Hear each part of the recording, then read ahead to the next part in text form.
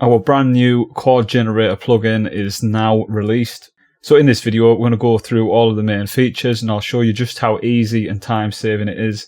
So when you first load it up, you're going to see a screen just like this. Yours might look a little bit smaller because I've bumped up the zoom here so it's nice and big.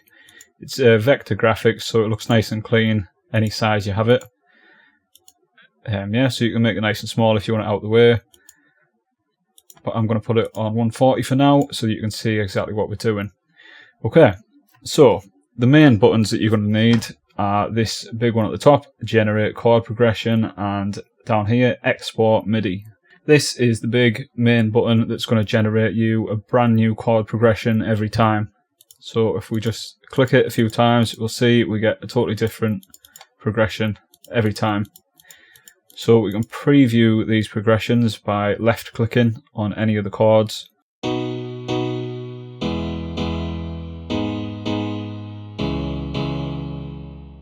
And if there's any of the individual chords that you don't like, you can right click and then that'll respin that chord and give you a new one.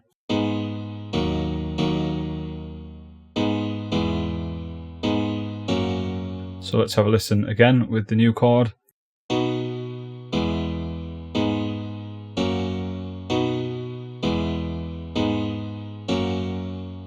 So let's say I'm happy with this chord now. I can go over to the export button here and export.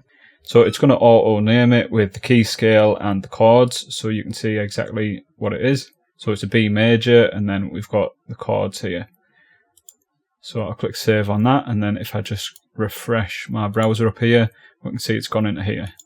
So I'll go and drag that onto the ChordGen2 and then here's our MIDI notes here ready to use. And of course from here we can tweak it any way we want.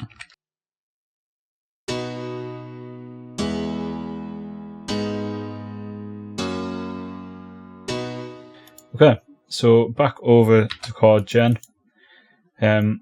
So yeah, that's the chord generate button, and you can keep doing that as many times as you want. So far it can do around 200,000 different chord progressions, so you're not going to run out of chord progressions anytime soon. Just underneath we've got the chords here, so that tells you what each chord is, and at the bottom it tells you the notes that make up the chord. So the first note is the bass note, this bottom one, and then we've got notes 1, 2 and 3. So that's 1, 2 and 3. So if you just like one of the chords and you don't want to export the MIDI, you could just copy that down in your piano roll quite easy. So over at the top here we've got info, which just tells you what version number you've got and a little bit about the plugin and the website. And a special thanks to the people that have tested the VST and helped me get everything right and make sure there was no issues. Okay, and then after that we've got undo and redo. So if you accidentally click the generate button and lose your chord, you can go back. Or if you've respun one of the chords, you can go back or forward. So yeah, undo and redo button, quite handy so you don't lose your chords. So the key scale here is currently set to random, which means every time you generate a chord progression, it's going to pick a random key scale every single time. So if we click a few times, you see we've got a B major now, C major, A major, A minor, so it's different every time. But if we go on the key scale here, we've got all of these keys to choose from. So let's say we already know what key we want our song in, or maybe we've got a vocal that we already know what key it is. So let's say the vocal is in E major or the song is in E major. Now every time when we generate a chord progression, they're all going to be in E major scale.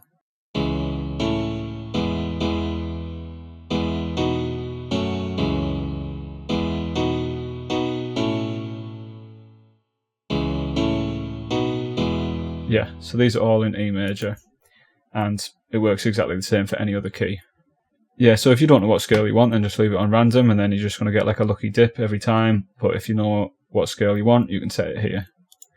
Okay, so underneath we've got invert and I'll show you what that does. So if we get some notes where they go quite high or quite low, like this one, there's quite a big step between these. So if we have a listen to these.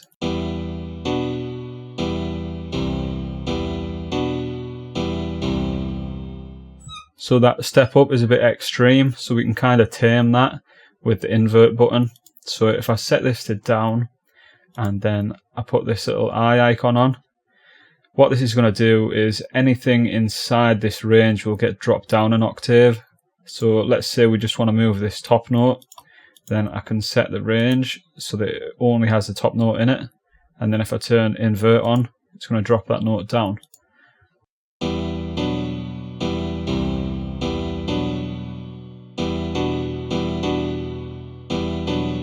And I can also do it the opposite way, so all of these bottom notes I could move up. So the range here is going to work in the opposite way, kind of. The notes that are inside the range won't move, so only the ones underneath the range area will be moved up. But that doesn't include the bass notes, they're going to stay where they are. This note should get moved up if I set this to up. Yeah. So let's have a listen to that.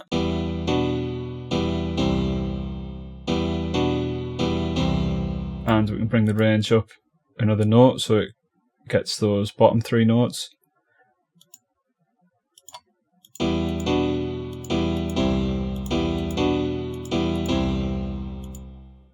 Or we could go up and get those as well.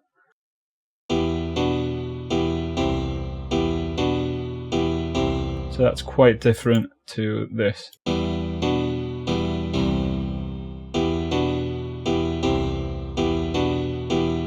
And if you want, you can leave invert on while you're flicking through, and you'll find that your chords are all closer together.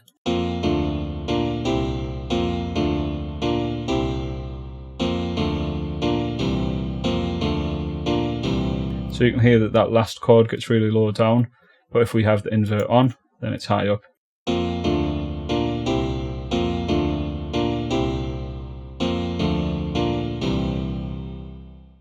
In this one, I think it sounds a lot better with the invert on the up mode, and we can see it's all of these notes that are getting shifted up. So in fact, this whole chord here gets shifted up an octave. So that's what the invert section does. Underneath, we've got preview, just means that you're going to get the sound when you click on the chords. But if we set it to MIDI out, what we can do is go into the options here, go to the MIDI output port, and we'll just set that to number 1. And then if I go to M1 and I go in here, I can do input port and set that to 1. So now these notes are being previewed through M1. And you can do that with any VST that you've got, so you could use like Nexus, Silent or whatever. So instead of having a piano, you could have like a synth sound or pads or strings or whatever. Underneath this, we've got preview sound. So currently we've got a piano, but we can actually change that to some other sounds. So we've got different types of pianos here.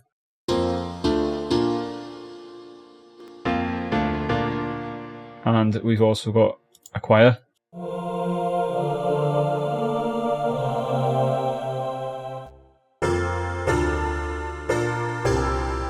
And we've got strings.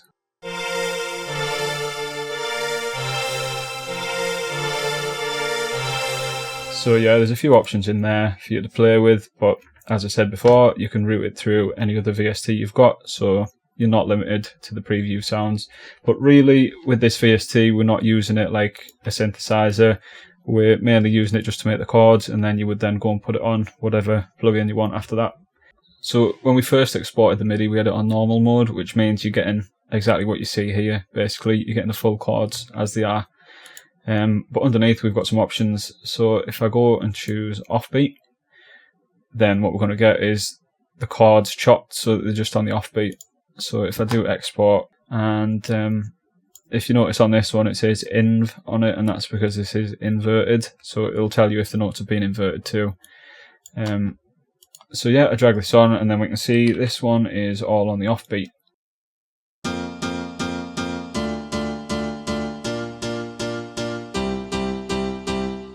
If we have a look at the other options, we've got house. So let's export a house one. So I'll go and put this on a new pattern.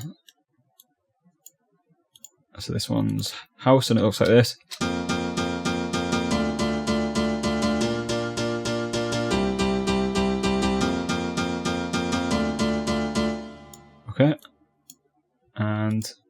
we've got trance.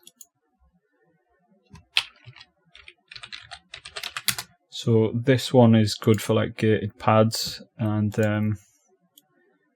our synth sounds. In fact, let's go quickly get a serum. And I'll just set this to 7 voices. Let's drag this on. So we can see it's quite choppy. What I'm going to do is select all these notes and just drag them in a little bit so we can hear the gaps.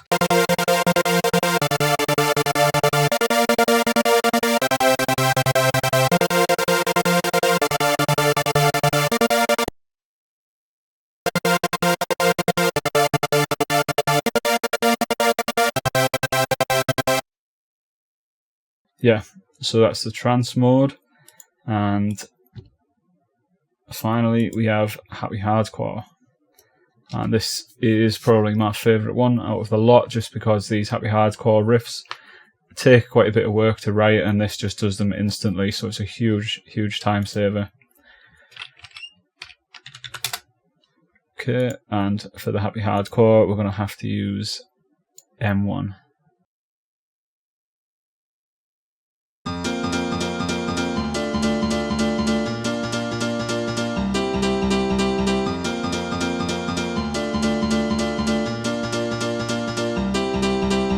So next up, we've got the bass category down here. So we've got full bass, which is going to give you the bottom notes exactly as you see them. We've got beat bass, which is basically the same as this, but they're chopped into 4. So I don't really need to show you that. We've got offbeat, which is just like on the chords. It's just going to be on the offbeat, so I'll show you that quickly. So yeah, they're just on the offbeat.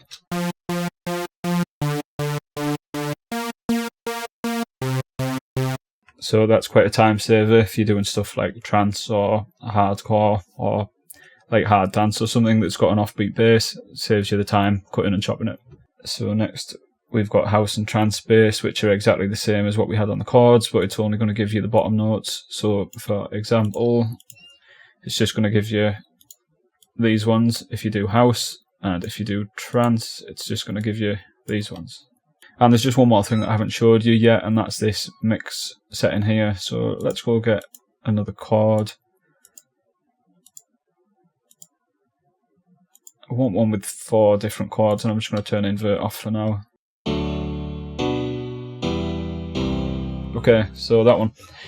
So let's say I don't like the order of these chords. I don't like the way it's traveling. Like I don't like that it goes up and then down and down again. So if I press mix, it's going to jumble up the order of the chords. So now it goes down, down, up. And if I do it again, it goes down, up, down. So we're getting a different order. It's just like shuffling the order of these 4 chords.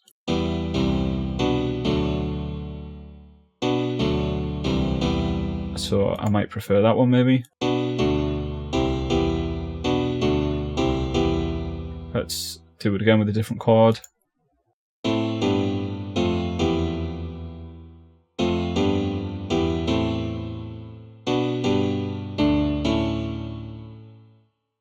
One thing to note is if you've got an add 11 chord, what that does is have, so let's say this note is a D, this bottom one, it's got a D there which is an octave above. So let's say this is, well actually it tells you, so this one is a D5 and this one is a D6. So if you do invert up, what it's going to actually do is put the D5 on top of the D6. So you'll just have to watch out for that, because you're going to get 2 notes on top of each other there. That's only on the chord types where it's got like the same note on different octaves. So yeah, just watch out for that one. Yeah, so basically that's what the mix button does. It just shuffles the order. Okay, so let's put it to the test. I've got a vocal here. Did I break you too? Baby, let me know. And I know this is in D major. So I've set this to D major, I've generated a chord progression, and this is what we've got. I've not changed any of the settings yet. So I think this is a bit low down, these bottom notes, so what I'm going to do is set this to up, which I have, and then turn it on. Don't want to bring that last one up, I don't think, so I'll drop it down to there.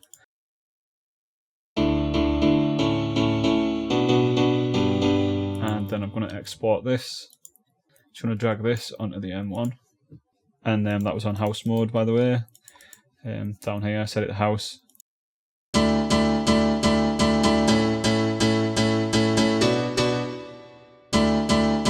So I think with these notes being so close together, what I might do is drop this down an octave. I think it sounds nicer when they're spaced out. And it gives that a bit more power. So let's test this out here. So I'll just play it where the chorus comes in. Did I break you too? Baby, let me know. Are you burned and bruised? How'd you let this go? Did I break you too? So yeah, I actually quite like that. So I think what I'll do is duplicate this pattern so I've still got it, and then I'm going to go back to Chord Generator with the exact same settings and I'll generate a new one.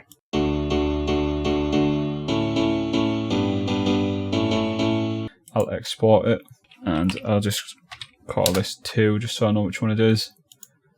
So yeah, it's the one with the number 2 at the end. So let's drag this in.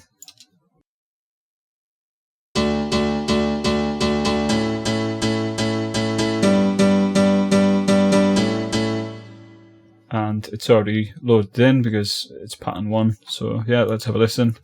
Did I break you too? Baby, let me know. Are you burned and bruised? How'd you let this go?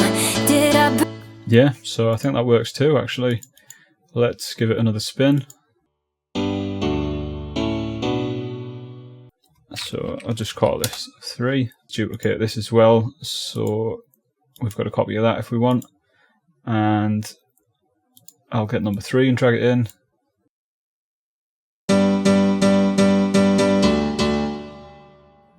Right, let's give that a go. Did I break you too? Baby, let me know. Are you burned and bruised? How'd you let this go? Let's do a bit of a low pass on this. So I'm just going to fade out some of the top frequencies.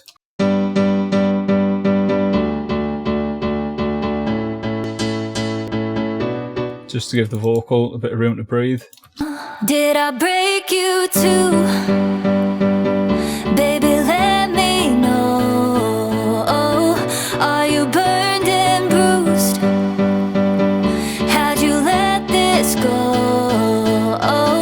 Did I break you too? Ooh, oh, it was me and you. Yeah, so I think I like the last chord that we made the best, but we can see that they do all work.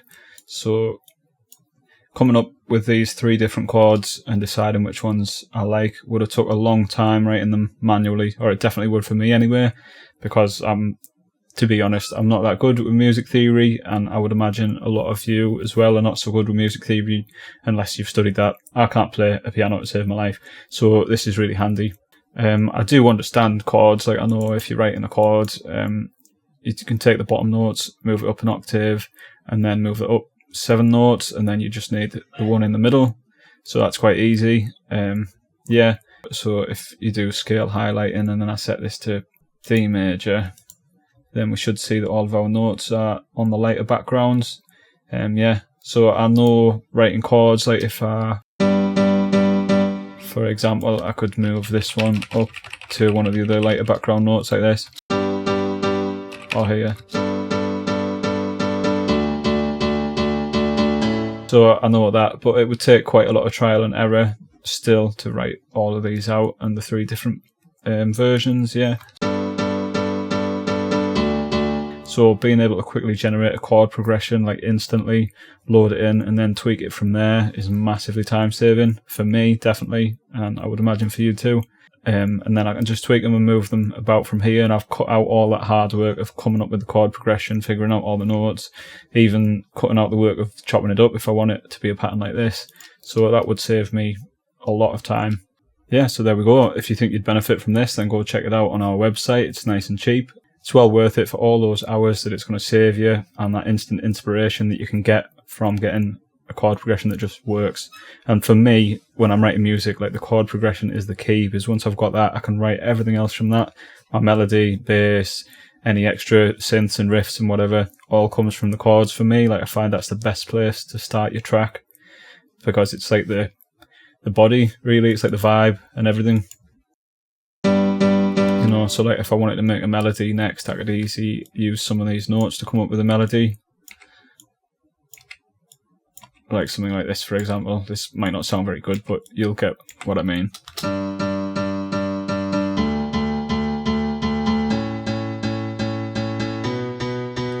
So if I get rid of them, my melody could be like that, and then I could just use a few other notes that are in the key, and I can quite easily see from the background there. So let's just do something like that. It's dead simple. I'm sure it's not going to be the greatest melody ever written, but there you go.